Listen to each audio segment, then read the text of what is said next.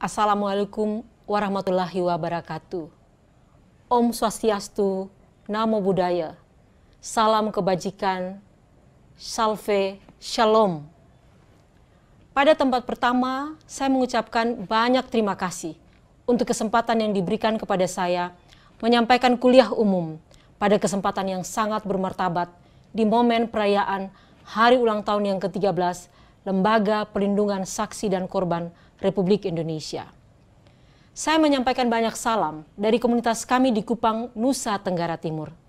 Salam hormat dan kasih dari kawan-kawan saya di Gereja Masehi Injili Timur dan di Jaringan Perempuan Indonesia Timur.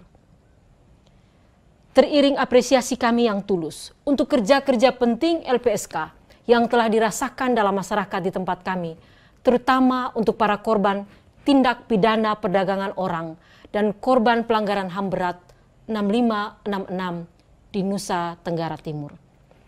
Bagi kami, 13 tahun LPSK melayani keadilan dan perlindungan bagi saksi dan korban sejatinya menandai kedewasaan berdemokrasi di Republik tercinta. Sekaligus merupakan perwujudan kewajiban negara terhadap hak asasi manusia. Di perayaan hari ini, kita menyukuri karya-karya LPSK sebagai wujud tanggung jawab negara, mewujudkan keadilan sosial bagi seluruh rakyat Indonesia. Hanya jika keadilan sosial sungguh-sungguh ditegakkan bagi seluruh rakyat negeri ini, termasuk bagi para korban tindak pidana dan pelanggaran HAM, bangsa ini dapat teguh berdiri, berdaulat dan bermartabat. Undang-Undang Nomor 13 Tahun 2006 tentang perlindungan saksi dan korban memberi amanat yang jelas tentang hal ini. Saudara-saudara, saya diminta berbicara 15 menit untuk beberapa hal terkait program perlindungan saksi dan korban berbasis komunitas dalam perspektif masyarakat sipil, dalam perspektif civil society. Sebagai anggota dari sebuah lembaga agama di Nusa Tenggara Timur, sekaligus sebagai yang pernah mengorganisir organisasi non-pemerintah yang bergerak untuk pendampingan para korban, saya ingin menggarisbawahi beberapa hal yang dapat dilakukan masyarakat sipil dalam pemenuhan hak saksi dan korban tindak pidana serta pelanggaran HAM. Namun sebelum itu, perlu jelas bagi kita apa yang kita maksudkan dengan korban dan saksi. Saya memahami korban sebagai individu atau kelompok orang yang menderita karena kekerasan dan pelanggaran HAM yang dilakukan terhadap mereka, baik oleh individu lain, oleh kelompok tertentu dalam masyarakat, maupun oleh negara.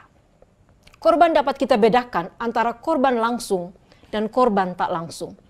Korban langsung adalah mereka yang mengalami tindak kekerasan dan pelanggaran HAM. Dalam kasus 6566 yang kami dampingi misalnya, para korban adalah mereka yang diburu, disiksa, ditangkap, diasingkan, mengalami pelecehan seksual, digunduli, mengalami stigma dan diskriminasi dari komunitasnya hampir seumur hidup.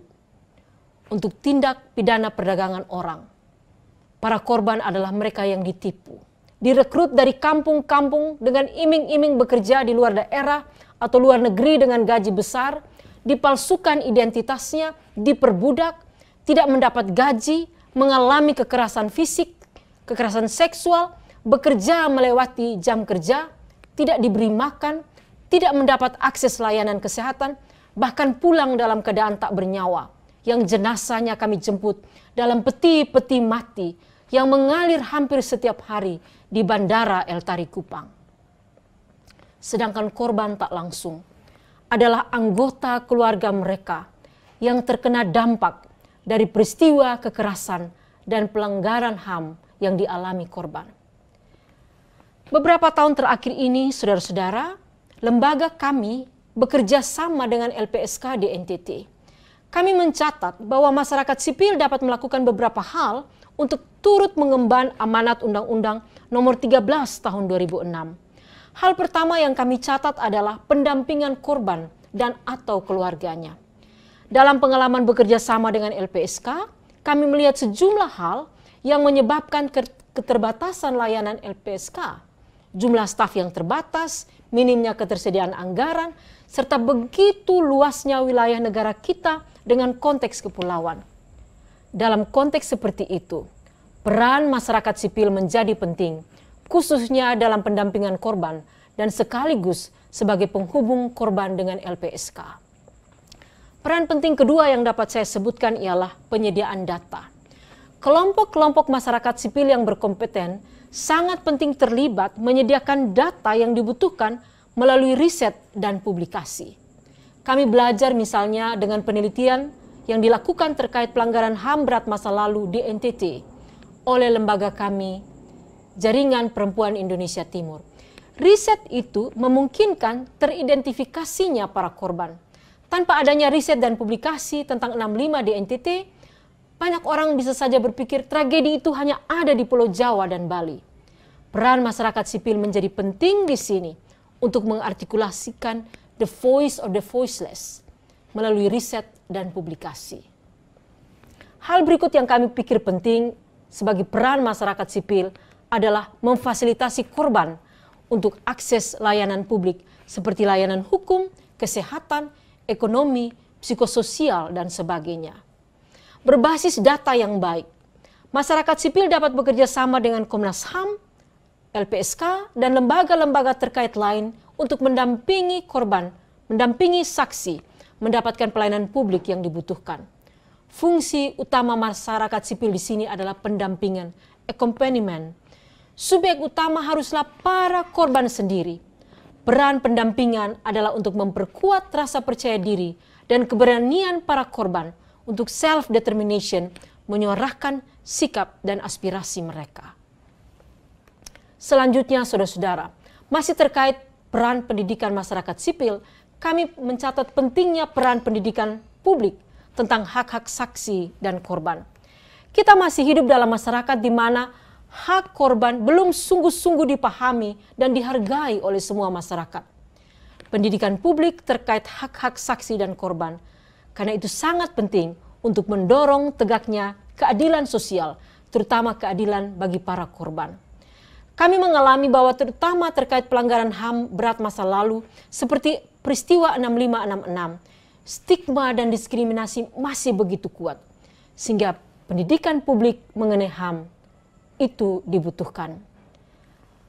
Pertanyaan lain yang harus juga kita responi dalam refleksi 13 tahun LPSK adalah bagaimana negara dan masyarakat sipil memposisikan korban kejahatan. Kami melihat sangat penting pengakuan negara terhadap kejahatan yang dialami korban. Hal ini penting sebagai basis kebijakan perlindungan terhadap korban. Dalam kasus pelanggaran HAM masa lalu, para korban pelanggaran dalam masyarakat masih sering dilihat justru sebagai pelaku kejahatan terhadap negara. Maka di sini, pengakuan negara mengenai pelanggaran HAM yang mereka alami menjadi penting. Kami mengapresiasi apa yang dilakukan oleh Komnas HAM, apa yang dilakukan oleh LPSK sejauh ini. Upaya restitusi dan rehabilitasi korban yang dilakukan telah mampu menunjukkan tanggung jawab negara kepada mereka. Namun penguatan demokrasi bangsa dan pemulihan bangsa ini dari trauma kolektif tragedi 6566 membutuhkan pengakuan negara.